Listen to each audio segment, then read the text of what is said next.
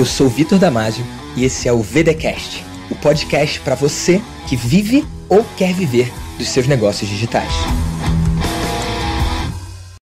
E no episódio de hoje do VDcast, você vai conhecer o Zé André, grande amigo pessoal meu, padrinho de casamento, e ele é mentor de atletas, artistas e empresários.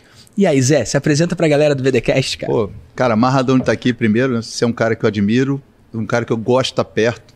E, cara, assim, você tem sido um divisor de águas na minha vida, verdadeiramente em todos os sentidos. Então, tô amarradão de estar aqui, eu tenho certeza que vai fluir. A gente vai falar do nosso cotidiano e vai ser top. Que massa. Tô feliz de receber você também aqui. E, cara, na galera que me ouve, que me acompanha, a gente tem empresários e a gente tem também pessoas que desejam empreender. Então tem uma galera que tá do zero, que acompanha a gente, e tem pessoas que já estão no digital, faturam 100 mil, 500 Legal. mil, 1 milhão ou mais, né? O meu cliente que mais faturou 230 milhões em um ano. O que você tem para falar para essa galera aí que empreende? Cara, empreender é uma arte, né? Então, empreender é você ser diferente de todos os outros, né? Existe o ator principal e o ator coadjuvante. O empreendedor é um cara meio que não está nunca satisfeito. Ele quer empreender porque ele acha que ele pode mais, né? Primeiro, saber o seguinte: quais são as minhas limitações, quais são as minhas competências, o que eu preciso para empreender, né? Fazer um business plan arrojado, entender qual é a minha vantagem competitiva. Então, empreender, cara, é uma decisão. Eu trabalhei um tempo, né? Eu trabalhei na iniciativa privada, trabalhei numa grande empresa na Vale.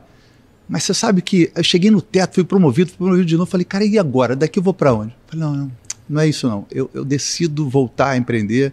E aí, né, essa minha jornada aí como mentor, como coach, encontrei a Febracis, fui fazer o Método CIS e de lá para cá, abri a primeira, abri a segunda, fui para a Europa. E essa inquietação, eu diria que o empreendedor é um cara inquieto. Ele está sempre pensando em algo novo. Acho que é por aí. Tem um autor que eu gosto muito chamado Chris Guillebeau. Ele escreveu um livro chamado A Arte da Não Conformidade. E eu acho que nós empreendedores somos não conformes. A gente rejeita o status quo, a gente quer fazer algo diferente, a gente quer, cara, imprimir a nossa pegada no mundo, né? E quantos anos você tinha quando você percebeu que você era diferente das outras crianças, que você não era feito da mesma coisa, que você não era uma pessoa comum? Cara, faz tempo, né? Porque eu sou filho de português. E meu pai sempre foi uma grande referência para mim, né? Eu me lembro do meu pai tinha um restaurante, ficava em Copacabana. E aí essas festas, 24 e 31 de dezembro, onde a galera tá preparando, vou pra festa, vou pra praia. Eu me lembro de trabalhar com meu pai. Desde criança? Desde criança. E sabe qual é o lance, cara? Mas por opção, meu pai não falou assim, quero você lá, não. Por opção. E eu via, meu pai dia 31 de dezembro trabalhando. Legal. O que meu pai vendia dia 31 de dezembro equivalia a um mês e pouco de faturamento. Falei, é isso que eu quero. É isso que eu quero. Eu sou diferente. Eu estou disposto a pagar esse preço nesse dia, mas ter uma vida diferente. Ter coisas que talvez um cara normal não teria. Então, desde pequeno. E tem a ver com a referência que eu tive do meu pai, um empreendedor, né? Meu pai é um português, saiu de uma aldeiazinha de Portugal chamada Vasconha. Sei lá quantos habitantes tem. Não deve ter 2.000. O cara saiu de lá com a mão na frente e outra atrás. Então ele dormia numa esteira, comia pão com banana. Meu pai, história de vida absurda, mas formou 3 filhos. Ele primeiro foi para o subúrbio do Rio, depois foi para Copacabana, me deu o melhor estudo de língua, estudei no Sacré-Cœur de Marie. Eu falei, cara, é isso que eu quero. Porque empreender te proporciona uma mudança radical, né, cara? Você pode ter um insight, ter alguma coisa diferente e mudar não só a sua vida, mas a vida de muitas outras pessoas, né, cara? E deixar uma marca no mundo. Então, cara, empreender tá no sangue desde criança. Que massa, cara. E nessa jornada, você encontrou muitas resistências? Porque o seu pai sendo um empreendedor, então talvez já tivesse algum convite para você olhar para isso. Eu lembro que em casa, quando eu falei que queria empreender, eu quase apanhei. Porque o plano da minha família, nada de errado, eles me amam e a forma deles manifestarem o amor era essa. Eles queriam que eu estudasse e conseguisse ou um bom emprego, ou melhor ainda, passasse para um concurso público para eu ter a tal da segurança e a tal da estabilidade, que eu acredito que não existe, mas era o que eles esperavam. Então, quando eu falei que ia empreender, foi uma situação de comoção na família. Tipo, ai, meu filho, parecia que eu ia, sei lá, o que eu ia fazer. Então, foi disruptivo para mim e eu enfrentei uma resistência muito grande. Mas como é que foi para você? Como é que os pais receberam quando você teve essa escolha? Eu acho que na parte do meu pai não, mas da minha mãe sim, né? Minha mãe veio também de uma origem muito humilde, né? Perdeu a mãe com 7, o pai com 11, foi morar em orfanato. Então, ela tinha esse quê de segurança, né? E meu pai, a única coisa que meu pai sempre não abriu mão é que nós estudássemos. Então eu estudei no colégio de Freira, em Copacabana, do maternal ao 3º ano, né? E ele falou, ó, vai estudar, nada de reprovar e vai ter uma profissão, vai se formar. Então nós 3 somos 3 irmãos, os 3 são formados. Mas acho que no íntimo do meu pai, principalmente, ele sabia que o que corria aqui era esse sangue empreendedor, né? Mas ele queria que eu não fosse um empreendedor comum, e sim um empreendedor qualificado para empreender. Porque o grande lance desfavorável de quem pensa em empreender é não estar preparado para empreender. Sim. E, na verdade, ninguém nunca está preparado. A gente é uma constante, constante aprendizado. Mas o mínimo, né? Saber coisas mínimas do empreendedorismo é fundamental para que você possa empreender, porque muitas pessoas vão empreender e pouquíssimas se mantêm empreendedores. Acabam não dando certo, empreendendo e quebrando seus negócios e voltando para um CLT ou se frustrando e não querendo nunca mais empreender. E muitos deles não sabem que o fracasso, né, o não dar certo, faz parte do empreendedorismo, né? Dificilmente você vai estar diante de um empreendedor bem-sucedido que não teve uma história de insucesso. E é nessa história, quando eu estou com meus clientes, eu falo, cara, me conta a tua história, a tua linha do tempo. E geralmente a gente encontra um insucesso. E se o cara não entender o que ele precisa fazer diferente, ou o que originou aquele declínio, as chances dele repetir esse padrão são gigantes. Então, assim, não existe, né? A gente aprender com isso, encapsular, entender que, poxa, esse comportamento ou essa decisão não foi legal, levar isso para os aprendizados futuros e empreender. Porque empreender está aqui, eu não me vejo fazendo outra coisa. Que massa. Você tocou no termo bem-sucedido, né? Você é conhecido por mentorar atletas, artistas, empresários extremamente bem-sucedidos. Há quantos anos você atua nessa área? Cara, eu estou há 12 anos nisso. 12 anos. E aí o pessoal às vezes me fala assim, Zé, pô, é meio confuso, você atende atleta, artista, empresário, não é meio confuso? É alta performance, na real, né? Eu falo, cara, não tem nada de errado, né? O que um empresário, um atleta e um artista têm em comum? O quê? Performam em nível altíssimo. Não tem como, né? Um atleta, o que diferencia do primeiro do último, às vezes são menos de um segundo, né? O que um artista busca? Alta performance. O que um empresário busca? Alta performance. Então, tem tudo a ver. E a gente sabe, né, Vitor? A alta performance ela é precedida por renúncias. Ninguém tem uma vida de alta performance, se mantém no topo por muito tempo, sabendo, não é uma vida normal, comum. Eu vou ter que renunciar a alguma coisa, eu vou aprender algo diferente, eu vou abdicar. Eu não vou chegar para um atleta e falar, cara, você vai dormir a hora que você quiser, você vai se alimentar da forma que você quer. Não, é mentira isso. Até porque ele chegar no topo, ele vai ter o quê? Que ter renúncias. E a preparação mental para essas renúncias é fundamental. Como a preparação mental de um empresário para algumas renúncias é fundamental. E o artista não é diferente. Então, a alta performance, cara, é o que une, né, esses meus clientes. Eles buscam alta performance porque eles, cara, não tem como. Artista, eu quero ser um artista comum, ninguém me conhece. Eu vou ser um atleta comum? Não, busco alta performance. Na verdade, na parte esportiva, ninguém se torna, por exemplo, um jogador de futebol, né, do dia para a noite. Mas não só isso, né? E por que tantos não chegam ao topo? Porque eles não entendem que é uma vida de renúncia com recompensas futuras, que precisa se manter no topo e depois a recompensa é ele com ele mesmo, buscando cada dia melhorar. Então, é por isso que eu busco alta performance e eu amo alta performance. Que massa. E falando então sobre essa alta performance, eu entendo que tem habilidade técnica em si. Claro. Então no caso do futebol, é o quanto o cara é bom com a bola, o quanto que ele é bom no campo ali. No caso de um artista, de um cantor, por exemplo, é o quanto que ele canta bem. Agora, o quanto que esse jogar bem ou cantar bem é determinante para ele ser de fato um jogador de sucesso ou um cantor de sucesso? Eu tô falando isso porque tem várias pessoas que cantam muito bem e que não dão em nada. Ou todo mundo conhece aquela história do garoto que joga muita bola, mas que, cara, não seguiu carreira. Então, não é a habilidade técnica em si que vai determinar o sucesso da pessoa. O que é então? Então, você sabe de uma coisa? Se a gente olhar legal, eu sou esse caso, tá? Eu fiquei 40 anos de minha vida sendo um cara medíocre, mediano. 40 anos de minha vida. Essa é a verdade. E o que me levou a ser um cara medíocre? Me considerar acima da média. Isso é, cara, uma armadilha terrível. Todo cara que se vê, se percebe acima da média, é como se ele falasse assim, não, a hora que eu quiser, eu viro esse jogo. Era assim no colégio. Ah, não ia bem, depois, vou precisar tirar 7, 8. Eu vou estudar agora e vou tirar 8. E tirava. Isso é terrível para alta performance. Por quê? Porque pessoas menos talentosas, com menos capacidade técnica, sabem que precisam ser disciplinados e consistentes. É a disciplina e a consistência que levam à alta performance. Juntamente, lógico, você largando na frente com seus dons e talentos é muito bom, mas o que te leva à alta performance é disciplina e talento. Vamos pegar aqui o futebol, já que você pegou? Eu sou fã do Cristiano Ronaldo, ok? Fã. Quem não é, né? Tem gente que não. Acredita? Tem. Eu não sou nem o cara do futebol e admiro o cara. Mas tem. Vamos lá. A gente sabe notoriamente que, por exemplo, o Neymar, o talento natural do Neymar é infinitamente acima do Cristiano Ronaldo.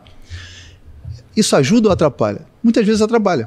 O Cristiano Ronaldo, ele sabe que ele não é o mais talentoso, mas ele é o mais obstinado. E ele sabe que ele vai ter que treinar mais, se preparar mais, abdicar mais, renunciar mais, porque ele tem um objetivo e ele sabe das suas limitações.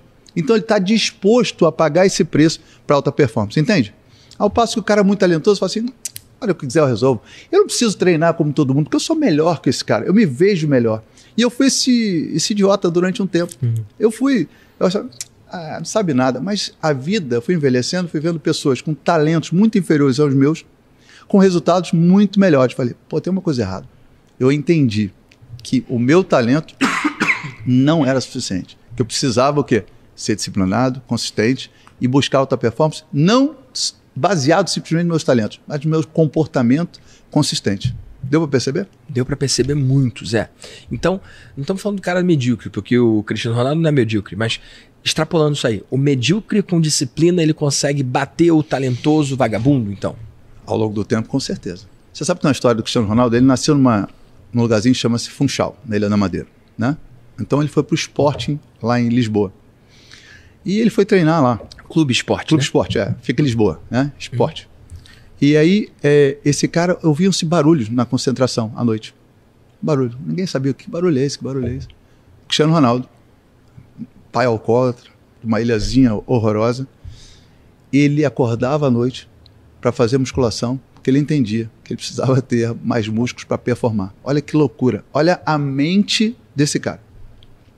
Isso. E aí a gente entende, porque um cara não tão talentoso, mas obstinado, ganhou o que ele ganhou, né? Foi o cara mais vitorioso, o cara com o maior número de estatísticas.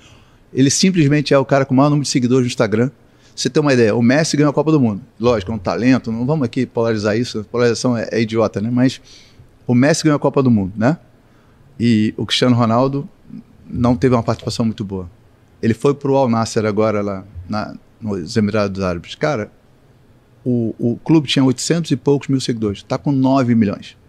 9 milhões. A camisa dele é quem mais vende hoje no mundo. A repercussão é muito maior. Ele é o atleta hoje mais bem pago do mundo. Então, olha que loucura. Surreal, né? Surreal. E agora, tirando essa luz aí dos atletas e dos artistas, vamos colocar essa luz em você, então. Ok. Quais foram as renúncias que você, então, teve que fazer? E como que você usou disciplina para criar as habilidades que antes você não tinha, então? Primeiro, condicionando o seguinte, eu entendi. Olhei para trás, e é duro olhar para trás e falar assim, não com sentimento de tempo perdido, porque você está vivo, né? Mas qual o estilo de vida que eu poderia estar tendo hoje? Acessando a que tipo de pessoas? Proporcionando o que para minha família? Então eu tive esse momento de reflexão, que a gente chama de momento de conscientização. Trazer a consciência. Eu falei, tá, ok, esse comportamento, essa hora que eu acordo, essa falta de estudo, isso tem me levado a viver a vida que eu tenho levado até hoje. E exatamente o que eu não sabia, o que eu não fazia, que ia me levar a viver uma outra vida. E eu comecei a modelar pessoas, entender pessoas. Você é uma delas. Né? Cara, como é que esse cara age? O que esse cara faz? Como esse cara agiria nessa situação? O que ele fez para estar no lugar que ele está hoje? Onde ele foi buscar esse insumo? Onde ele foi buscar esse conteúdo? E a partir de então, eu elegi algumas pessoas, né, entre elas você, e falei, não, eu decido me comportar diferente. Eu decido acordar diferente. Eu decido fazer diferente. Fazer as mesmas coisas, querendo resultados diferentes, é loucura, né? Loucura. Einstein já dizia isso, né? Que massa. E doeu, cara? Cara, não é confortável, né? O que o cérebro serve, né? Para te proteger e para poupar energia. Então, ele te encapsula numa rotina que ali está sob controle. E você sair disso, né? Você sai da chamada zona de conforto. Sai da zona de conforto não é essa coisa no pain, no gain que falam aí, não. É fazer diferente. Uhum. É trazer uma novidade. Se você acorda 10 da manhã, passa a acordar 8. Não que você... A gente já conversou sobre isso. quem acorda cedo é mais produtivo. Não, isso não diz nada. Isso é complicado, mas tem essa cobrança, né? O cara que fala lá, o 5 a.m. Club, a galera começa a acordar às 5 da manhã, aí vem outro doido e fala, não, 5 não é o suficiente, eu vou acordar 4, porque eu tenho que trabalhar enquanto os outros dormem e tal. E, cara, eu acho que você não é medido pela hora que você acorda, lógico, e sim pelo que você produz e o quanto você transforma da hora que você acorda até a hora que você vai dormir, né? Claro, né? Não diz muita coisa. Então eu mudei alguns hábitos. Cheguei à conclusão seguinte, cara, eu sou um cara que preciso melhorar todos os dias. Eu quero me tornar um pai melhor todos os dias, um empresário melhor todos os dias, um amigo melhor todos os dias, sabe? Olhar para si e falar assim, cara, eu não estou pronto, mas eu estou apto. É que nem quando eu me listo numa formação, vou formar alguém como coach ou como qualquer coisa, eu falo, cara, você não está pronto. O cara aí se assusta. Como assim não estou pronto? Você não está pronto hoje, não vai estar pronto nunca. Você vai sair daqui apto. Apto a quê? A atender como coach. E o que vai te levar à perícia? Continuar atendendo. Você quer ser bom em alguma coisa? Faça ela muitas vezes. As pessoas querem se tornar perito do dia para a noite. Isso não existe, né, cara? Assim, pronto? Nunca. Apto? Você vai sair apto, eu garanto. Pode atender que você vai... Agora, use isso. Atenda todos os dias. Porque é o processo de melhora que a gente tem, né? Eu acredito que muito do que eu construí é por ter uma política de olhar para todas as minhas ações e debriefar. Debriefar que eu digo cara, eu fui bem, eu fiz um evento, fiz um pitch de vendas, vendi pra caramba. Ao invés de ir pra casa comemorando, eu sei que comemorar tem sua importância, mas eu sou meio ruim nesse troço. Ao invés de eu comemorar, eu olho o que eu podia ter feito melhor. Mesmo que eu arrase. Tem gente que consegue debriefar quando dá problema. Deixa eu ver onde eu errei. Mas eu acho que para atingir a maestria, o cara tem que olhar os acertos com esse olhar, esse pente fino de, cara, onde eu poderia ser ainda melhor? Onde eu posso melhorar esse processo? Tem alguma coisa que eu posso fazer de diferente? Então, assim, é muito doido, porque eu tô aqui, nesse momento, gravando com você. Mas muitas vezes eu me vejo em terceira pessoa, como aquela câmera que tá vendo ali. E eu fico pensando, isso é metafórico, tá? Mas em todas as áreas da minha vida, como que eu podia ser melhor? Como que nesse momento eu podia estar melhor? E, cara, tem um livro que eu li chamado Os 4 Compromissos. E lá ele fala da filosofia tolteca. E um dos 4 compromissos é dar o melhor de si. Fazer o seu melhor, né? Mas por que eu tô falando disso? Porque isso foi o que me ajudou a ter muitos resultados, mas chega um momento da minha vida que ele passou a me aprisionar, cara.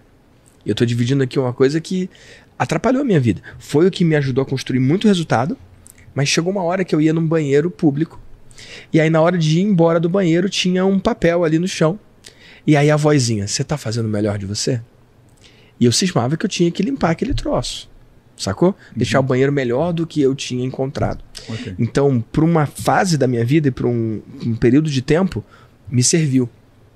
Depois desse tempo, cara, essa vozinha, às vezes, ela era uma cobrança a mais pra mim. E, cara, como então equilibrar isso? Essa busca pela excelência ou virar um escravo da coisa? Como é que você vê isso? Na verdade, assim, autocobrança em se tornar um cara melhor, eu acho salutar. Agora, sempre bom, né? Agora, uma autocobrança exagerada, será que eu estou melhor que ontem? O que eu não fiz hoje? Aí começa a entrar uma noia, né? Uma noia de, será que eu estou melhor que ontem? Não, né? E uma coisa chamou a atenção, Vitor, você falou, arrasei no pitch. Arrasei, foi top o pitch. Mas já estava me perguntando o que eu posso melhorar. E eu acho que essa etapa da celebração que precede o debriefing... Tem que ter, né? Tem que ter. Porque senão você não valoriza aquilo que você já conquistou. E se você não valoriza aquilo que você já conquistou, você fica sempre procurando o quê? Preciso melhorar. E aquilo começa a virar uma obsessão. E nunca vai ser o bastante, nunca vai ser o suficiente. Nunca. Né? Então, celebrar é muito importante, né? Eu costumo até passar para os meus mentorados, assim, dou um caderno na Montblanc para ele e falo assim, cara, aqui você vai escrever os teus ganhos diários. Como assim, Zé, ganho diário? Mas como eu vou perceber? Não, começa a ter a lupa do ganho. Tipo... Li mais um livro, sei lá, tive li uma página mais, li uma página, tive com alguém hoje importante, almocei com fulano, isso é um ganho? Então anota, porque eu preciso trazer com essa lente do ganho, porque senão o cara fala assim, poxa, eu passei o dia hoje, e qual foi a recompensa? Aí começa a ter a dificuldade em assimilar e interpretar que aquilo é um ganho, é uma recompensa, e aí traz problema, entende? Então, ganho, celebrar. Cada etapa, celebrar, cada etapa. Por que muitas pessoas estabelecem metas? Eu vi você falando no episódio anterior aí, estabelecem metas e se frustram. Primeiro que o cara bota uma meta muito distante. Impossível. Não, muito distante. Não cria marcos, submetas e pior, ele não celebra um pequeno avanço. Quer ver uma coisa que eu faço banal, que funciona? Você vai até rir. O cara às vezes fica assim, pô Zé, eu queria emagrecer, queria eliminar aqui 5 quilos. Mas beleza. Cara, me diz uma coisa que você não vinha fazendo, não vinha, mas você vai passar a fazer a partir de amanhã. Aí ele, uma pequena coisa, não precisa... Aí o cara pensa, vou correr 10 quilômetros. Não é isso, querido. Uma coisa que seja fácil, só que você não vinha fazendo, só pra gente dar um comando pro cérebro que eu andei. Não importa a distância, mas andei. Aí o cara fala, Zé, o quê? Cara, você acha que o negócio de tomar água com limão de manhã é bom? Ele, eu acho que é. Pô, legal. Então você vai de manhã, pega, espreme o limão, bota na água, ok? Quando for beber, tira uma foto, me manda. E a gente vai celebrar junto. Pô, cara, é um efeito até placebo. Isso aí talvez não é nada, né? Na jornada que ele quer dos 5 quilos. Mas não. Ele fez algo que não fazia, passou a fazer, pactou comigo e a gente celebrou junto. Cara, qual o comando que eu dou pro cérebro? Também, né? Andei. Pequeno ganho. São os pequenos ganhos. Pô, é muito legal isso. Então, assim, celebrar é fundamental, cara. Que massa. Tem um livro chamado Nudge, que fala exatamente sobre pequenas coisas que levam à ação, né? Sim. Tem também os hábitos angulares, né? Hábitos atômicos. Ele fala de coisas pequenas que deflagram grandes ações a partir esse livro é fantástico. Hábitos atômicos. É muito legal. Que massa. E ancorar, né? O hábitos atômicos, ele ancora numa coisa, uma rotina, uma coisa que é considerado prazer com uma coisa que não é um prazer. E aí você cria uma sequência como se fosse uma coisa só. Sequência neuronal mesmo. Você interpreta dessa forma. E aí fica, aí sabe, é legal, porque a recompensa está ali junto, então passa, se torna um hábito, a partir na repetição daquilo, se torna uma nova conexão neural, né? E se torna uma conexão neural preferencial, que a gente chama, né? É muito legal. Que massa. Você é um dos maiores nomes do coaching no Brasil. E no espaço do coaching, uma das coisas que as pessoas analisam são os sabotadores. Sim. Tem um teste que mostra isso. E entre os empreendedores, um dos sabotadores mais comuns é o tal do hiperrealizador. É o cara que tem uma meta, antes dele bater a meta, só dele saber que ele vai bater a meta, ele já quer saber a outra meta. O cara faz um evento de 500 pessoas, ele quer fazer o de 1.000 pessoas. E ele não fica satisfeito nunca. Tem a ver com isso que você falou de não comemorar. Total. Além desse lance de comemorar, quais são as outras coisas que o cara que se identifica com esse perfil hiperrealizador pode fazer para ficar mais de boa e poder contar para o cérebro que ele está no caminho certo? Cara, eu faço 2 coisas que podem parecer muito banais, mas que funcionam e funcionam muito. Quer saber quais são? Quero saber. Você quer saber quando o cara tem essa dificuldade da celebração? Você faz a seguinte pergunta para ele. Cara, você celebra seu aniversário? Invariavelmente o que ele vai falar? Não. Não liga. É o mesmo cara que não liga. Não. Aí depois pergunta, cara, aí o cara, os que falam, celebra, você se sente bem estar atrás do bolo e o pessoal batendo palma para você? Fala, não, Zé, me sinto muito mal. E eu faço uma coisa que é muito maneira, que esses caras não fazem, não dão valor no início, e quando se torna um hábito, eles não abrem mão nunca mais na vida. Sabe o que é? O que é? Massagem. Por que massagem? Massagem, você está ali e tem alguém fazendo o que por você? Ali te tocando, né? Te aliviando, sei lá, tipo de massagem relaxante. Te servindo, né? Te servindo. E você está ali o quê? Recebendo. De forma passiva. Cara, e quando isso se torna um hábito, esse cara não abre mão.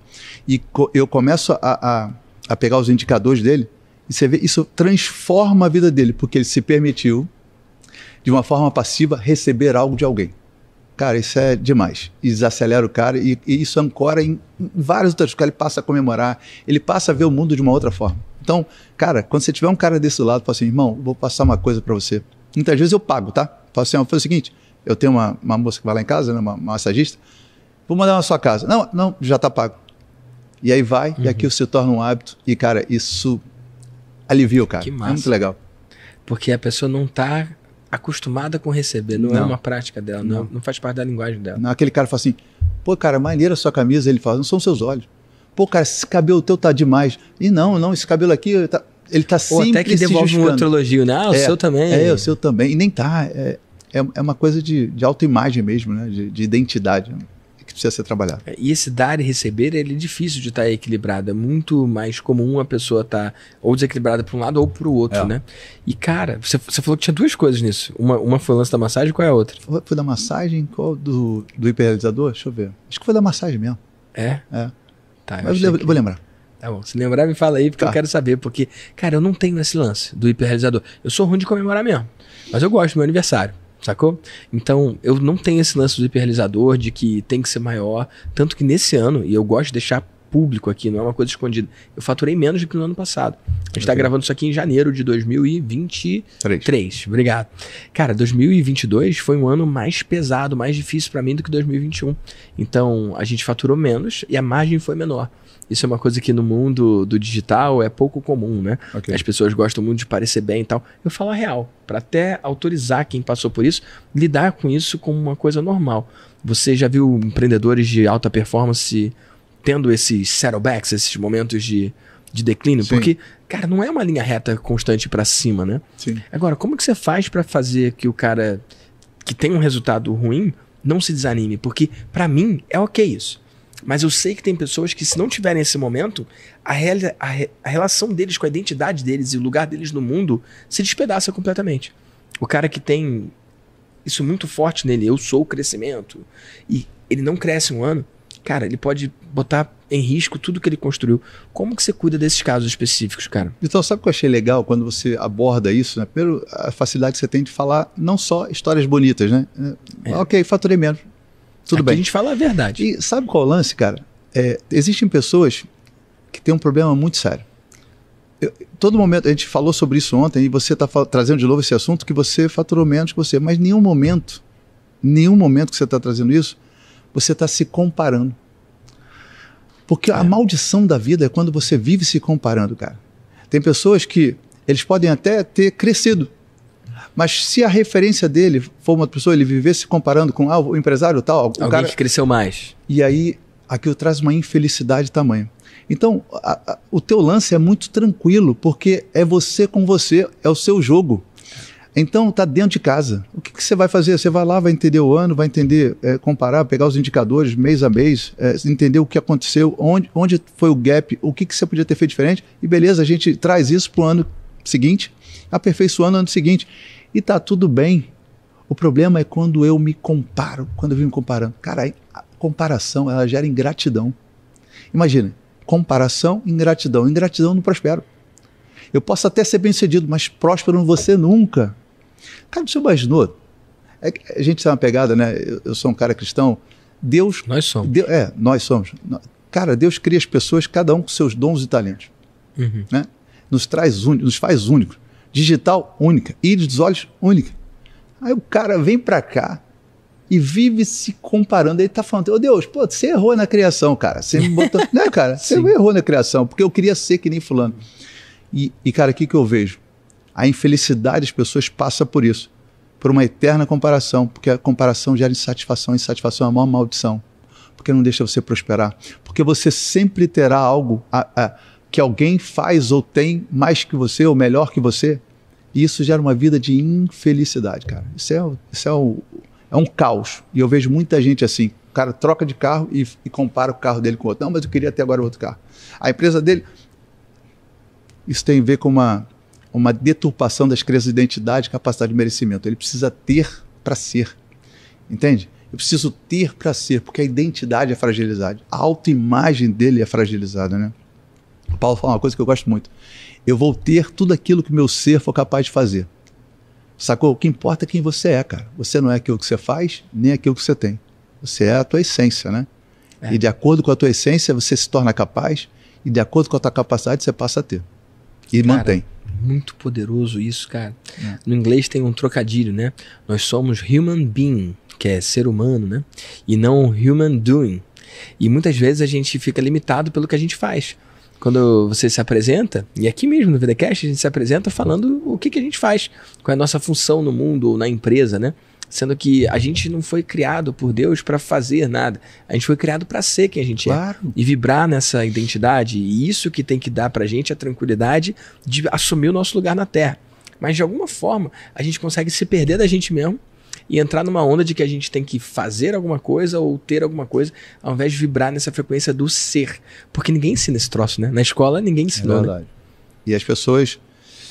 se mutilando porque quer ser igual a fulano, beltrano. Existe um padrão hoje de beleza que se tiver nele, tudo bem, se não tiver, você tá... Cara, eu acho isso de uma imbecilidade, né? Eu acho de uma ingratidão ao Criador, né, cara?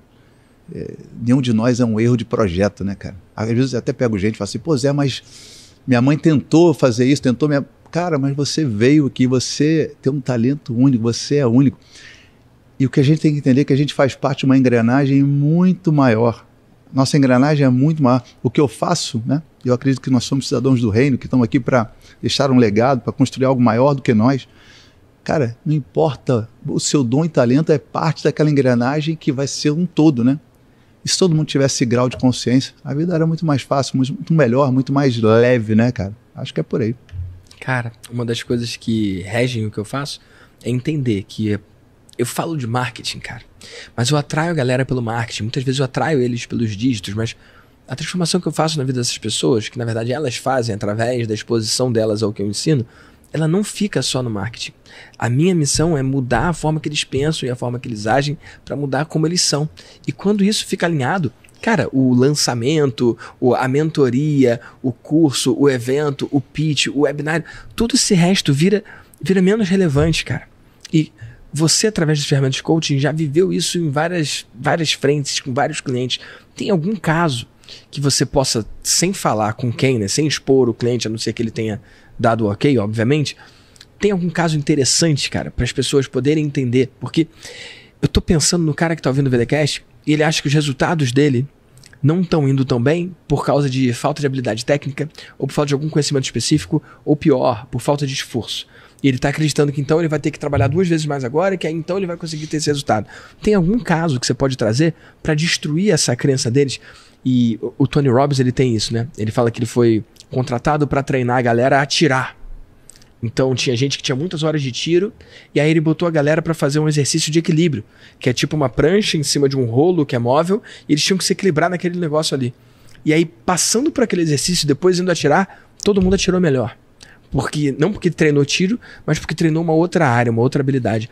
Você tem algo para contar, alguma situação para trazer dessa visão sistêmica, que você teve que mexer numa área da pessoa e aquilo ali gerou o resultado que ela queria, mas não era o que ela estava esperando antes? Cara, vou falar um caso aqui muito legal.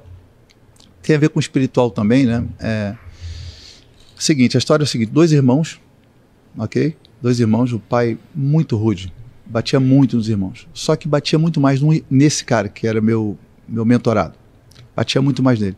O irmão era o predileto e ele era o cara. Então, os irmãos faziam bagunça. Quem apanhava era ele, ok? Cresceu com aquela fala: olha, seu irmão vai ser isso, você não vai ser aquilo. Olha, você precisa ser igual ao seu irmão faz isso. Sabe aquelas palavras?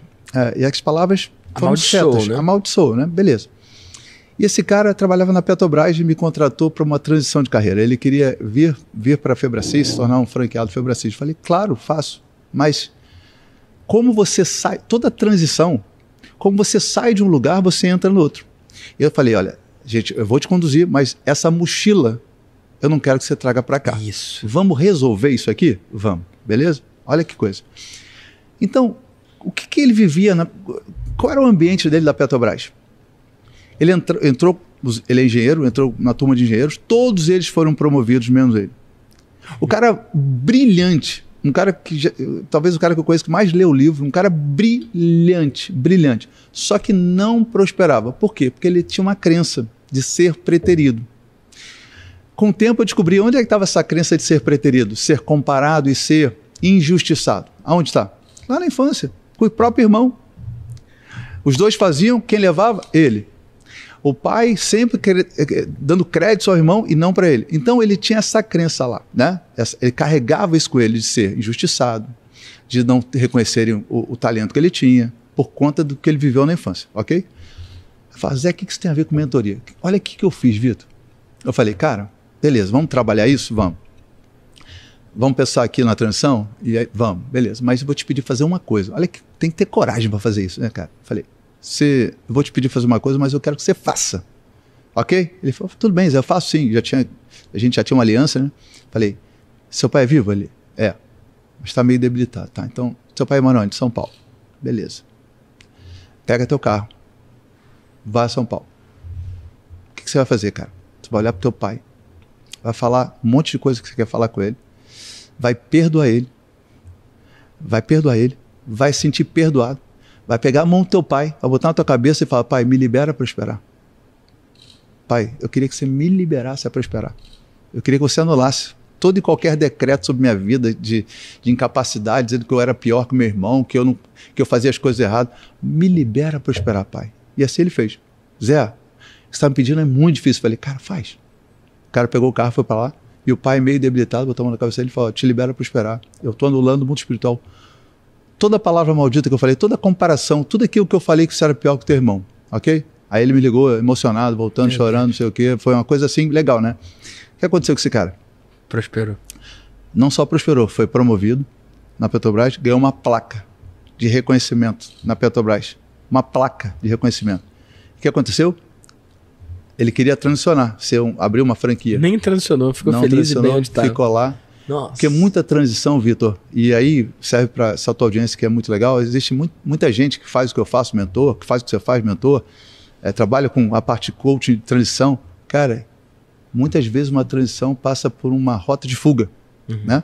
Só que se ele não deixar aquela mochila dele, o que está levando a ele a querer fugir dali, negativo se repete, né? Ele vai levar para onde ele for. Ele pode ir para a Austrália, ele pode ir para Londres, ele vai levar e ele vai, pior, reeditar as mesmas condições para ter o mesmo sentimento, porque toda a crença é realizada. Porque ele está levando ele mesmo, ele está indo junto, né? O problema está ali. Não dá para se esconder dele mesmo, né? Nossa. Então esse foi um episódio muito, muito maneiro, cara. Um cara brilhante hoje, tá voando. E detalhe, não acabou não. Ele queria uma escala, lá na Petrobras tem umas escalas doidas, né? Ele queria ficar mais tempo em casa com a família, porque ele trabalhava muito. Ele entrou nessa escala, cara, por mérito, meritocracia. Foi muito legal.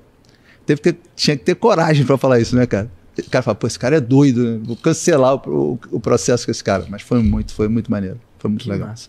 E se o pai não estivesse vivo, qual é a saída? Tem uma ferramenta, né, que é como se a gente escrevesse uma carta, né? Depois a gente rasga essa carta. Uma carta de perdão, de acusação e de prejuízo, né? Então, eu falo quais foram os prejuízos, é uma ferramenta nossa. Falo primeiro quais foram os prejuízos, elenco tudo, ok? Depois eu acuso. Eu só posso perdoar se eu disser o que eu estou perdoando, né? Então eu acuso, depois eu rasgo isso e faço uma carta de perdão, pedindo perdão e sendo perdoado. É muito legal, é muito forte. Já fiz também com os pais não estando presentes. E é uma liberação, cara. É muito legal. Que massa. Essas ferramentas são muito poderosas. Eu mesmo sou cliente da FebraCis, né? Eu fui no método CIS e foi muito disruptivo para mim, cara. Eu fui te receber, cara. Eu lembro muito bem, muito bem. Você é sua avó querida. Minha avó. E, cara, foi muito mágico para mim estar lá. E lá naquele evento ali, no método CIS, eu pude começar o meu processo de emagrecimento. Porque eu sabia que eu era gordo. Tipo, a vida inteira eu sabia que era gordo. Mas eu não sabia o quanto que eu era gordo. E aí o Paulo, eu pude ouvir da palavra dele, né? A seguinte situação. Você tá ligado que exercício é? Ele fala para pegar a mão aqui na lateral e pegar na barriga. Eu falei, eu já sabia que eu era gordo, mas não sabia o quanto, cara. Eu peguei minha barriga pela primeira vez. E aí ele soltou a seguinte frase. Tá tranquilo, tá tudo certo, cada um tem a barriga que merece. Eu falei, meu Deus, cara, eu não acredito que esse cara tá falando isso. E ali naquele momento eu comecei um processo que me levou a emagrecer 27 quilos em um ano, cara. Foi muito disruptivo. E nesse processo, cara, que eu recomendo pra todo mundo, tem muito disso também, dessa visão sistêmica, né? Quando as pessoas falam sistêmica, nem todo mundo sabe o que é isso. Você pode explicar o que é essa, então, visão sistêmica? Cara, eu vou resumir, vou explicar e resumir o seguinte. Vitor, todo excesso gera uma falta. Já percebeu isso? Todo excesso. Alguma área da tua vida está pagando. Eu estou excesso de trabalho. Talvez a tua saúde pode estar pagando, talvez o teu casamento, talvez o relacionamento com teu filho. Todo excesso gera uma falta. Zé, mas você está se contradizendo. Cara, você falou que às vezes a gente tem que renunciar para alta performance. Como é que faz isso? Aí é o barato. Se eu entendo qual é o excesso, eu crio medidas protetivas daquele excesso. Total. Ok? O problema é eu viver o excesso e nem saber que estou vivendo excesso. É o caso da gordura, é o caso... né? Eu não via, cara. E, cara, a vida sistêmica, ela é necessária, né? Nós dividimos lá em 11 pilares, né? E a importância... Muitas vezes eu pego um empresário que me paga bem, depois até falar, né, como eu consegui aumentar... Vamos falar disso também de preço, mas vamos falar do sistêmico antes. Como... O cara pega um empresário que está com um problema na empresa, não sei o quê, pô, me chama, não tem o que está acontecendo, a empresa está estagnada, eu não consigo, esse mês não está legal. E muitas vezes, na grande maioria das vezes, Vitor, o problema não está na empresa. Está em casa, está com um relacionamento com o filho, está com um relacionamento com o pai. Por quê? Porque, cara, todo excesso, tudo se comunica. Por exemplo, se o meu rim parar, eu danifico todos os meus outros órgãos. Por quê? Porque tudo se comunica. Para tentar tudo compensar. Tudo está interligado. Tudo está interligado. Então, a importância de uma vida sistêmica, a importância de ter o equilíbrio. Né? Tem uma ferramenta que a gente usa que é, a gente analisa a agenda desse cara, né? A segunda, terça, quarta, quinta, sexta, depois a gente equilibra e torna aquela semana dele sistêmica. A gente, primeiro, se torna produtivo, né? Faz aquilo que é importante, não aquilo que é urgente. Né? Manda embora o que é desnecessário, e aí a gente começa a se concentrar naquilo que é importante, né? Aquilo que é importante. Urgente é algo que já foi importante com data de validade vencida, né? Então eu faço aquilo que é importante, você vai ver, eu começo a ajustar. Caramba, onde é que está a minha rotina com a minha esposa aqui? Cadê o dia que eu tenho que cuidar? E comigo mesmo, a minha saúde, onde está nisso? Depois, relação com meus filhos, onde está nisso? Né? E o profissional, e o meu intelectual. E eu começo a encaixar, e é isso. Quando a gente cresce sistemicamente, é um crescimento consistente. Quando a gente cresce sistemicamente, é um crescimento que talvez ele demore mais tempo, mas ele se mantém naqueles altos e baixos. Exemplo, profissionalmente, eu começo profissionalmente, e aí meu casamento vai para o espaço, e aí meu relacionamento, meu filho está, sei lá, sem pai. Cobertor e aí sabe o que eu tenho que fazer? Né? Tampa pé, cobre a cabeça. Aí eu tenho que largar o profissional e cuidar da família. Aí o profissional, e aí agora eu cuidando da família. Funciona. E aí eu fico na corrida do jato. Então a importância de entender que todo excesso gera uma falta. Todo excesso gera uma falta. Entender que você é um cara sistêmico, eu sou um cara sistêmico, e a importância é a gente cuidar, equilibrar, olhar para dentro de si com responsabilidade, sabe, Vitor? Eu acho que é ter a responsabilidade. A responsabilidade com o teu corpo, com o teu intelectual, com a sua família, com o teu trabalho, mas a responsabilidade de ter olhos, né, para cada área dessa da vida e tomar atitudes de forma com a harmonizar e equilibrar isso tudo. Que massa, cara. Sem falar no espiritual, né, cara? Mas vamos falar então do espiritual. Sem falar do espiritual, não, falando. Não, sem falar do espiritual, que é a base, né, cara? É o alimento espiritual, né, cara? Você precisa estar alimentando o teu espírito, né, cara? Ali te dá tranquilidade, né? Te traz proximidade. Não acredito que a gente tenha vindo para cá com um acaso, com uma evolução de alguma coisa. A gente veio para aqui com um propósito, com alguém. E ter intimidade com Deus é saber, pô, Deus, tu estás comigo. Eu sei que não importa o que eu estou vivendo, eu sei que o final vai ser bom. Eu sei que, pô, eu estou contigo, eu converso quando está bom, converso quando está ruim, eu tenho acesso a você. Pô, isso te traz leveza, te traz tranquilidade, né, cara? E olha, gente, quem está ouvindo isso, tô falando com quem está em casa, pode achar que é da boca para fora, mas no caso do Zé, eu posso testemunhar isso no dia a dia. Então, especificamente hoje, a gente está gravando, mas ontem a gente estava na igreja adorando, né? Verdade. E teve um momento de oração também, mas não é só na igreja, porque essa relação com Deus não é só uma vez por semana ir lá na igreja dar check, né? Quantas e quantas vezes na sua casa ou no restaurante, antes de comer, a gente ora também. E eu acredito que é muito difícil, cara, construir os resultados que a gente constrói sem esse lado da vida. Tem gente que consegue. Só que, cara, eu não consigo saber como. Porque seria tão mais desafiador, né? Eu tava falando mais cedo numa outra entrevista aqui do VDcast, e a gente tava falando também, de novo, sobre crença em Deus, né? E o como que tem gente que não acredita. Só que para não acreditar, eu acho que você precisa de um nível de fé maior ainda. Verdade. Do que para acreditar. Faz sentido? Verdade, cara. E uma coisa que me impressiona, né? Eu tô casado, vou fazer 30 anos de casado já, quase. E eu vou falar uma coisa aqui, vai ser super polêmico, mas eu não acredito em relacionamento homem e mulher sem Deus, cara. Não acredito. Tem dia que a gente acorda assim e fala assim, pô, a gente não tá bem nem com a gente mesmo, né? É verdade, a gente acorda, pô, hoje eu tô chateado comigo mesmo. Como é que eu vou estar com uma pessoa 30 anos da vida sem ter Deus no centro disso? Fazer uma tríplice aliança. Não, né? cara, eu acho louco. O sucesso da longevidade do meu casamento é 100% crédito a Deus, Deus ser sempre o centro desse relacionamento, na boa. Não tem outra coisa que une mais que a presença de Deus. E aí começa a fazer tudo sentido, filho, tudo, né, legado, e aí vai. Que massa, Zé. E ó, quem tá ouvindo aí, vendo no YouTube, eu não sei se você sabe ou não, mas eu tenho outro podcast chamado Empreendedores de Deus. E lá, cada empreendedor que acredita que Deus colocou ele naquele lugar e que ele não empreende sozinho, mas sim com a ajuda do divino, pode compartilhar o seu depoimento, o seu testemunho, a sua história. Então, se você procurar no Spotify, você vai encontrar em Empreendedores de Deus. E fica aqui o convite, Zé, mais uma vez, para você gravar o seu episódio para Empreendedores de Deus, tá bom? Que massa. E aqui, vamos então falar de negócio. Bora. Massa que a gente pôde falar disso e fazer esse convite.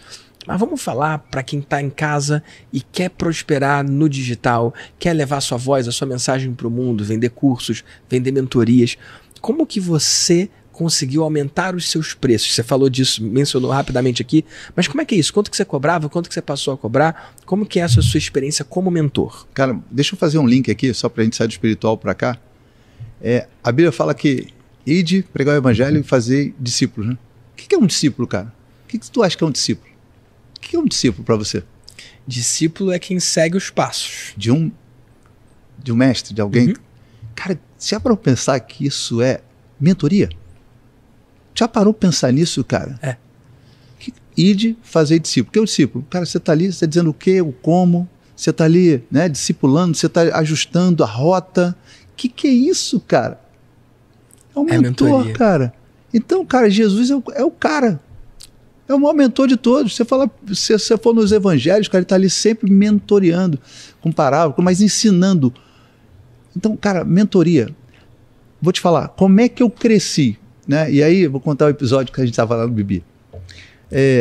Estando com pessoas que estão alguns passos à frente. Antigamente, Vitor, tinha um... Eu falo isso onde eu estou ministrando, que antigamente eu tinha um conceito assim. O que é o mentor? O mentor é alguém com notório saber em alguma área. Alguém que sabe tudo, é o Barça.com, o Google.com, sabe tudo. E aí eu vi um cara, um dia falar para mim, Zé, mentor e mentorar, você tem que ter alguém disposto a ensinar, alguém disposto a aprender, esse cara alguns passos à frente do outro, ok? Você tem uma mentoria. Eu falei, cara...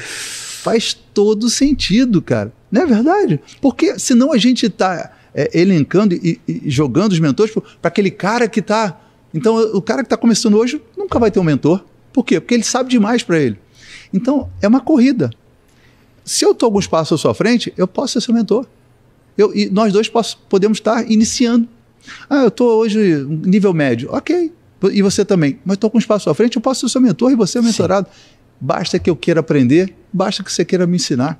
É isso. Isso é muito legal, né, cara? Então, contando pra galera aqui, a gente estava numa festa de aniversário, aí do Wendel, né?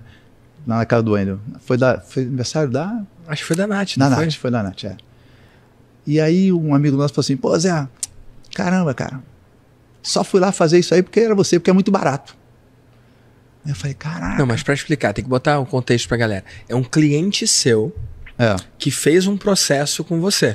Na verdade, uma devolutiva de assessment. Uma devolutiva de assessment, que é nada mais é do que um teste, né? Que a pessoa marca... Teste não, é um assessment. Um processo de avaliação de perfil comportamental. Mais teoria dicotômica de Jung, mais teoria de valor. E aí ele te pagou um valor para ter essa devolutiva do assessment. Foi. E aí para explicar melhor, porque do jeito que você falou, só para entender, um amigo nosso em comum, que é cliente seu e meu também, e ele fez essa devolutiva de assessment. E comentou. E aí ele comentou, se não fosse você eu não ia fazer, porque é muito barato, então eu achei que era ruim. Achei que era ruim, exatamente. E aquilo acabou com meia-noite. Falei, cara, como assim? Acabou com meia-noite. Aí no dia seguinte a gente foi à igreja, né? E eu falei isso contigo e tava falando, cara, tô trabalhando muito, tô com muito cliente, tô sem horário. Aí você falou assim, aumenta o preço. Aumenta o preço. Aumenta o preço. E na época, pessoal, só para entender, eu cobrava 40 mil e aí você falou, cobra 50. E eu achei aquilo tão louco, né? Eu falei, como assim, cara? Esse cara é doido, 50. Eu vou cobrar 50. Pô, que 50? Isso no processo de coaching, né? No processo, com 10 sessões. E aí, cheguei na empresa e falei pro meu executivo, olha, a partir de hoje, minha mentoria é 50 mil. E naquela semana eu fechei 3 processos. Na semana, a valor novo. A valor novo. Nossa. 50 mil. Então, um insight, uma sacada, um exemplo, né? Porque mais o mentor é um cara que você olha, se espelha, admira, é um cara que te ajusta, é um cara que amplia amplia seu... É como se você tivesse um teto e esse cara quebrasse esse teto para cima, né, cara? Então, assim, quantas vezes o investimento que eu fiz em você foi pago com aquele Bibi? Já parou para pensar nisso? Hoje eu cobro 60. Em março eu vou cobrar 70. Um ajuste. Agora, me diz, honestamente, se eu não tivesse com alguém que está alguns passos à minha frente, com a mentalidade acostumada a isso, quanto tempo eu estaria nos 40? Talvez hoje, dia, sei lá, 8, 9, não sei, de janeiro, eu estaria com os meus 40. Agora me diz, esse insight, estar com você, eu nem falei do Vida Mentor ainda, mas, cara, e quanto isso pagou os investimentos que eu fiz em você? Quanto? Algumas vezes. Agora, sabe qual é o doido disso? É que existem dois tipos de pessoas, Vitor. Os caras que fazem investimento e falam assim, eu vou investir, sabe por quê? Porque lá eu vou pegar uma sacada, duas, não interessa, mas que vai pagar esse investimento. Sim. E tem uns caras que fazem investimento assim, será que vai dar certo? Ih, não sei. Aí começa a achar defeito. Isso eu já vi. Ah, não é bem assim. Esses caras, em vez de ser investimento, isso torna uma despesa. Uhum. Então, eu ensino isso lá, né, sobre mentalidade. E eu falo, quando eu estou vendendo alguma coisa nos meus cursos, eu falo assim, olha só, se você, isso que eu estou te vendendo, se você encarar como mais uma despesa mensal, eu queria te pedir para não comprar. Boa. Se isso, você está fazendo conta no teu mês, que isso é mais um encargo, mais uma despesa, por favor, não faça. Não é para você, né? Não é para você. Não é o seu momento. Não é para você. Agora, se você acha que isso é um investimento que vai potencializar, que vai fazer você ganhar muito mais dinheiro, que vai fazer você ter crescimento, cara, por favor, você está pronto. E eu vi você fazendo isso ao vivo, né? Então, assim, quantas vezes são a importância de pregar o evangelho e fazer discípulo? Ou seja, está falando dele, tem um mentor. Seja mentor de alguém. E seja mentorado de alguém. Olha que coisa. Isso é brilhante, cara. Eu acredito nisso, amigo. Eu acredito que mentor precisa de ter mentores. Claro. Eu tenho vários mentores, eu não acredito em alguém que é mentor e que não tem os seus próprios mentores, porque, cara, esse que nem estado o coach de que não tem aprendizado é eterno. O coach que não tem um coach. É a mesma coisa. Não tem. É a mesma coisa. Cara, muito bonito, cara. Muito massa você dividir isso. E sabe um ponto que eu acho muito interessante disso? O que você teve que mudar na sua oferta ou no seu produto ou na sua entrega para você aumentar de 40 para 50 e depois de 50 para 60? Absolutamente nada. E acho que essa é a parte que a galera não entende. Porque qual é o pensamento comum? Ah, então eu vou acrescentar um módulo e aí eu posso cobrar 50. Ah, eu vou fazer um encontro a mais, que aí eu posso cobrar 60. Ou vou colocar então um evento ao vivo, presencial, para então poder cobrar mais. Sendo que, cara, o preço é só o preço, é só o preço. É uma das coisas que eu ensino lá no Vida de Mentor. O preço só vai determinar o tipo de cliente que vai comprar de você e quem não vai comprar de você. E outra crença que as pessoas têm é, poxa, se tá difícil vender a R$1.000, como é que eu vou vender por 10 mil? E o que eles não entendem é esse lance do nosso amigo em comum, nosso cliente em comum, que, cara, ele comprou uma coisa barata porque era você, porque se não fosse ele não comprava. Ele gosta de comprar outras coisas mais caras, porque o preço, ele dá uma dica. O preço, ele entrega um pouco do que vai rolar ali dentro. Então, tem muitas pessoas que estão com dificuldade de vender por 1.000, justamente porque estão vendendo por 1.000. Porque se eles cobrassem 10, eles iam atingir o perfil de cliente que paga 10. Existe um perfil de cliente que prefere pagar 10 mil em algo do que 1.000. Porque ele sabe que a coisa de 1.000 ele nem valoriza tanto. Então lá no Vida de Mentor, e o Vida de Mentor na altura que a gente está gravando aqui, custa 30 mil. Eu tô falando isso porque a gente em breve vai aumentar. Cara, tem muitas pessoas que entram na turma e eu falo, quem aqui, essa é a primeira transação, o primeiro investimento que você fez aqui comigo, o primeiro programa que você comprou foi esse. Vários levantam o braço, muitos. Eu falei, mas vocês sabiam que eu tenho como começar do zero de 5 mil? Vocês sabiam que eu tenho maestria de 1.000? Sabiam. E por que vocês não compraram? Porque não compraram. São pessoas que não compram programas de 1.000, não compram programas de 5, mas compram programas de 30. Da mesma forma, tem gente que entra no Mastermind de 100 mil e não compra o Vida de Mentor, porque eles não compram programas de 30. Eles só olham para programas que custam 100 ou mais. Então, só de mudar o preço, você já começa a alcançar um perfil de cliente que antes você não alcançava. Perfeito. E hoje, Zé, você, mesmo cobrando os 60 de agora, tem gente que não compra de você porque você não cobra 100. Perfeito. Isso é fractal e ele é eterno, isso é um jogo infinito, né? E você fala isso com maestria. Não estou aqui para falar, não, mas o Vida de Mentor, Vida de Mentor fala isso com profundidade. Se você tiver um ticket barato, você atrai pessoas que talvez nem acreditem na transformação. Quanto maior o meu ticket, maior o comprometimento do cara. Você tem uma ideia? Agora no início do ano, muita gente me procura fazer o planejamento estratégico, né? Uma ferramenta que eu uso de planejamento estratégico. Você sabe que os caras que mais têm velocidade, que estão mais sedentos em fazer essa ferramenta, sabe? Os caras que têm mais resultado. Os caras que pagam mais e que têm mais resultado. Não é um contrassenso? Teoricamente, quem não tem resultado mais precisaria e mais se dedicaria, não é o caso. Né? Não é. Olha que coisa. Os caras que têm mais resultado são os que falam assim, Zé, pelo amor de Deus, me encaixa? Vamos fazer um seu planejamento estratégico? E são os que mais pagam, ok? E os caras que menos procuram são os caras que estão tendo o pior resultado. Que coisa, né? Que coisa. Então, quando você fala isso, a primeira vez que eu vi, eu falei assim, pô, não faz sentido o que você está falando. Porque é contraintuitivo. Mas eu entendi perfeitamente que somos nós determinamos com quem a gente quer trabalhar, e esse negócio do valor, cara, isso está dentro da gente. A limitação sempre vai estar dentro da gente, não está no outro. A limitação é nossa. É nós que achamos, ou achamos que... E aí tem uma coisa a ver com o que eu estudo, que é crença de merecimento. Talvez falte você se ver merecedor de receber aquele valor, porque está cheio de gente disposta a pagar. Só que se você não se vê merecedor, você repele as pessoas que queriam pagar mais. E se você não acredita em você, não espere que o seu cliente acredite em você primeiro. Você tem que ser o primeiro a acreditar. Eu tenho um inbox do Instagram cheio de gente falando, assim que eu vender minha mentoria, eu compro o Vida de Mentor. Eles não entendem que é o oposto. Você tem que comprar o Vida de Mentor para então... Muito. Quando eu vender, não entenderam nada. Não entenderam nada. Eles querem que o outro acredite antes deles mesmos. Cara, você sabe que eu sou consumidor dos teus produtos e vou te falar. O Vida de Mentor não tem nada igual. Não estou falando para te agradar, não estou falando porque nós somos amigos, não tenho isso, né? Não temos. Eu reclamei, inclusive, quando o CCZ tinha aqueles negócios de Orkut, eu falei contigo, Vitão, o Zé, isso aí. Para quem não sabe, aí fica registrado, o Zé fala bem quando o troço é bom, mas ele bate quando o troço é ruim. A versão antiga do Como Começar Zero, tinha hora que eu falava de Orkut lá. E eu não queria regravar de jeito nenhum. E o Zé praticamente me obrigou a regravar. Agora tá a versão atualizada lá. Agora tá legal. Eu falei, Vitão, pelo amor de Deus, isso tá Tava ruim. zoado mesmo, amigo. Cara, o Vida de Mentor, eu acho barato. Eu falando sério, eu acho barato. Pela tua entrega, pelo que você faz. Cara, você deixa o cara apto a lançar qualquer mentoria. E pode ser qualquer mentoria. Ele vai pagar aquele investimento dele em menos de 6 meses. Sim. Pode ser o ticket que for.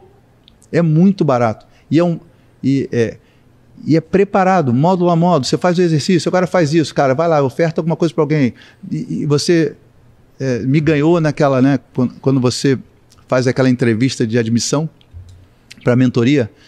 E quando você nega, né? Não vou dar spoiler não, se você quiser mais, você compra o Vida de Mentor. Pode falar. Aqui no VDcast eu quero que seja uma plataforma para a galera que tá, sei lá, ali fora e não é cliente ainda, que tem um gostinho do que acontece lá de dentro. Então pode contar, não tem essa de, vou guardar para quem é cliente. Tá aqui, falou, pode falar. Não aí o Vitão fala, galera, vocês topam? Vou fazer agora uma entrevista para admitir uma pessoa lá na mentoria. Vocês topam? Galera, top. Aí o pessoal, né? E aí, ao vivo. Eu tava entregando ao vivo pra galera. E aí eu liguei pra uma outra pessoa que aplicou pra mentoria pra eu fazer a entrevista. Só pra você entender um pouco no contexto, o que eu ensino lá no Vida de Mentor é um processo de inversão de polaridade. Então, ao invés de você vender a sua mentoria pro mentorado, você cria um processo em que o seu possível mentorado se vende pra você. E você escolhe aceitar ele ou não. Então, nesse processo, eu faço uma série de perguntas e eu ensino como conduzir essa entrevista. E o que a galera estava esperando é que no final eu aceitasse a pessoa. Afinal, eu quero que a pessoa entre na mentoria. Claro. Mas o que aconteceu? Não, e as perguntas são legais, né? O que faria, né? O que faria eu te aceitar como meu mentorado? Isso é tremendo, essa pergunta, né? Mas aí, no deslinde da conversa, aí você faz aquelas perguntas, né? Esse dinheiro vai te fazer falta, aquelas coisas, né? O que você busca o que você acha que você vai encontrar na mentoria? E é muito legal. E aí você começou a conduzir de uma forma. Aí você falou, olha, você não está no teu o momento não é bom, não é oportuno para a mentoria. Quem sabe você vai para o CCZ? A pessoa, como assim, né? Ela tinha dinheiro, ela podia pagar. Podia pagar. Como assim? Não, olha, não é o seu momento. Isso mostra respeito. Isso mostra que você não está pelo dinheiro. Isso mostra para as pessoas que estão contigo Cara, a sua essência.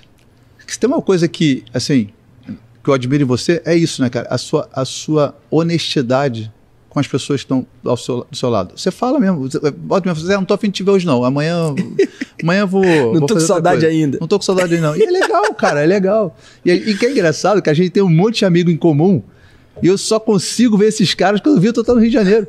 Isso que é louco, né, cara? Então, essa tua capacidade de juntar pessoas tem a ver com credibilidade, né? E ali, cara, aquilo que você tá mostrando pros caras, olha só, não é sobre dinheiro, cara. Não é sobre dinheiro. Eu não tô aqui pelo dinheiro, eu tô aqui respeitando o tempo dela. E eu tenho uma solução para o momento que ela está passando, que é ou o CCZ, ou lá o Maestria, né? Que é aquele R$1.000 ao ano, 97 por mês. Talvez seja o momento dela ter ganhos, né? Ter ganhos e se preparar para ser uma mentorada. Isso foi extraordinário, cara. E o fato de fazer ao vivo, isso é um ponto alto lá do vídeo de mentor, cara. Sensacional. Foi massa. Quem sabe faz ao vivo, né? E eu mostro a realidade. Faz, né? Ao vivo, cara. E galera, é engraçado, né? O Vitor tem umas paradas que é muito engraçado. Galera, vocês querem saber o que eu preparei pra vocês? Aí a galera todo mundo assim, quero. Ele vira o iPad. O iPad não tem nada. Folha em branco. Folha em branco. Lógico que tinha um cronograma, mas olha que o que você prefere? Eu fiquei analisando, cara, o que eu preferiria? O cara viesse com um cronograma engessado, ou algo que fosse customizado. Porque começar algo em branco e customizar mostra que você tem conhecimento do que você está ensinando. Quando eu vou com uma coisa muito rígida, é como se eu me preparasse para aquilo. E tudo aquilo que foge daquele script, o cara não sabe. Então, assim, galera, eu não estou aqui para vender, não sou afiliado, mas o Vida de Mentor, para quem pretende ser um mentor, não tem nada igual. Eu queria te dar os parabéns ao vivo aqui. Que muito massa, Zé. Eu fico feliz, cara, com esse momento aí de você dividir como é que foi a sua experiência lá. Muito top, muito top. Tô vendo e revendo. Tá muito, muito top. E, gente, eu falo mesmo, tá? Eu cheguei com ele e falei, Vitor, teu produto... Aí a Renata, minha mulher, falou assim, é verdade mesmo, ele tá vendo toda noite aí, de madrugada, pô, ele tá vendo, revendo, aí vai dormir tarde. Eu falei, pô, esse produto... Eu falei, Renata, você precisa assistir, muito, muito top. E, cara, quem ganha não sou só eu, não é só você, eu acho que são as pessoas que você consegue atender por causa disso. Eu lembro que quando a gente se conheceu, você estava muito nisso do 1 a 1, você ainda faz o 1 a 1 muito bem, só que quando você escolhe atender em grupo, que é como eu ensino lá, cara, você consegue atender um número muito maior de pessoas, ou até conseguir atender pessoas que você antes não conseguiria, por causa de preço mesmo, Verdade. Por causa de formato, por causa de modelo. E por mais que você esteja no 1 a 1, e o 1 a 1 é muito poderoso, porque você consegue ir muito profundo, né, como você vai, cara, tem coisas que só surgem no grupo. Tem coisas que são problemas futuros. E o exemplo de um serve para o outro. Essa troca, né? E uma coisa que você sempre fala que eu reitero é uma força da mentoria em grupo é do grupo. Você é um mediador. Você é um maestro ali, né? Você é um maestro que conduz, mas a força é do grupo. Por isso, eu acho que se a gente quer dar uma dica para quem pretende fazer uma mentoria coletiva, primeiro, faça o vídeo do mentor. Segundo, cara, o cara precisa ser criterioso com acesso. Porque você quer acabar com uma mentoria em grupo, é você botar uma galera totalmente dissonante, com momentos totalmente distintos. E eu acho que o que você fez lá na mentoria, sua mentoria coletiva, né? A galera de um patamar de faturamento. Uma galera pessoal até 500 mil, outra galera de 500 a 1 milhão, de 1 a 5 milhões, acima de 5 a isso 270, faz com que 230. Isso faz com que o cara se sinta pertencente ao mesmo momento de todos. Isso é do caramba. E outra coisa que eu acho extraordinário é quando você promove o acesso do cara que fatura 500 por 1 milhão, ele some daqui e vai para cá. E eu mando um recado para essa comunidade de até 500 mil. Ei, meu irmão. É possível, É possível. O cara foi. Agora é a tua vez, cara. Vambora. Isso é do caramba, né? Que massa, Zé. Zé, é muito feliz, cara, com tudo que você tá dividindo. Acabou que o episódio virou sobre mim aqui. Mas, ó, eu quero que seja sobre você. Então, eu tenho mais algumas perguntas. Bora. Tudo bem? Onde você se vê, amigo, daqui a 5 e 10 anos? Cara, eu me vejo muito lá por Portugal, pela Europa, retribuindo, na verdade, né? Uau. Tudo aquilo que aquela terra me proporcionou. Se eu sou o que eu sou hoje, é muito fruto do que eu aprendi do meu pai, né? Em relação a caráter, em relação a exemplo, em relação a como ser um pai de família, como ser um provedor. Então, ir para Portugal, retribuir tudo aquilo que meu pai fez por mim. Então, eu tenho muito para fazer naquela terra, muito fazer aqui também, mas me vejo um cara hoje preparando pessoas, né, para fazerem aquilo que eu faço, né? Porque eu sou um cara que quero deixar um legado. Tá deixando, né? Eu costumo dizer que eu vim do mundo corporativo, trabalhei com meu pai, depois trabalhei no mundo corporativo, e esses 10 anos, 12 anos que eu estou nisso, cara, se eu falecesse amanhã, ia ter mais gente desse período de 12 anos falando que eu fui usado para a transformação do seu negócio, atletas que tinham resultados medianos, top performance, agora tem um no Japão que mandou camisa, mandou tudo, está vivendo tudo aquilo. Eu quero deixar um legado. Eu acho que existe uma fórmula, né, para você ser lembrado. Primeiro é resolver problemas. Eu acho que nós resolvemos problemas. Depois resolver problemas profundos. Depois resolver problemas profundos de muita gente. Uau. E depois resolver problemas profundos de muita gente por muito tempo. Uau, cara. Então eu quero isso, cara. Eu quero olhar para trás e falar, poxa, quantas vidas, quantas empresas, quantos negócios, quantos casamentos eu pude... Eu não transformo a vida de ninguém, mas eu posso ser um agente de exemplo, alguém que pegue a mão, alguém que dê um... Eu quero isso, cara. Eu quero construir um mundo melhor, eu quero ser usado por Deus. Eu costumo dizer minhas orações com Deus o seguinte, irmão, imagina que eu sou uma pastilha de freio, né? Eu quero chegar lá no céu... Meu irmão, gasto no aço, zerado. Não tem nada, meu irmão. Não se deixei economizou, tudo aqui, cara. Deixei tudo aqui. Então, eu me vejo, de repente, 5, 10 anos, de repente, meus filhos já com filhos, sendo um grande avô. Você vai ser, com certeza, amigo, se Deus quiser. Curtindo aí teu filho que vai estar na área também, amém, né, cara? E a gente junto, viajando, amém, indo a bons lugares. Então, daqui a 5, 10 anos, mais consolidado, com mais abrangência, com mais conhecimento. E com mais pessoas próximas de mim fazendo o que eu faço. E a gente atingindo o maior número de pessoas possível. Eu creio, meu amigo. Amém. E é só o começo. Amém. E ó, quando você manda um e-mail, nem todo mundo abre. Quando você faz um post, nem todo mundo vê. Quando você posta um vídeo, nem todo mundo vê. Mas e se você pudesse mandar uma mensagem para todos os empreendedores do Brasil e do mundo, com 100% de abertura, o que você diria? Cara, eu ia falar para ele, cara, não desista dos teus sonhos. Não desista. Não é fácil empreender. Não conheço a história de um empreendedor que não teve um insucesso. É que nem concurseiro, cara. Existem 2 tipos de concurseiro. Os que passam e os que desistem. O empreendedor tem aquele que, na primeira dificuldade, ou na primeira quebra, ou no primeiro insucesso, infortúnio, desistem e trazem para si assim, eu acho que isso não é para mim. Cara, se você está aqui, eu veio de empreender, deixar um legado, transformar, ter algo a vender, algum serviço, algum produto, algo que mude, que transforme vidas, negócio, meu irmão, não desista. Aprenda e não desista. Não ouça vozes falando que você não consegue. Não, cara. Persevere. Persevere e siga adiante. Acho que é isso. Zé, grato pela sua participação, pelo seu tempo, pela sua disponibilidade e generosidade de estar aqui, meu amigo. Tamo junto. Sempre. Massa. E ó, você que está assistindo aí no YouTube, aqui embaixo vai aparecer, ou em cima, ou do lado, em algum lugar, vão aparecer outros episódios de empreendedores brilhantes para você poder se inspirar na história deles também.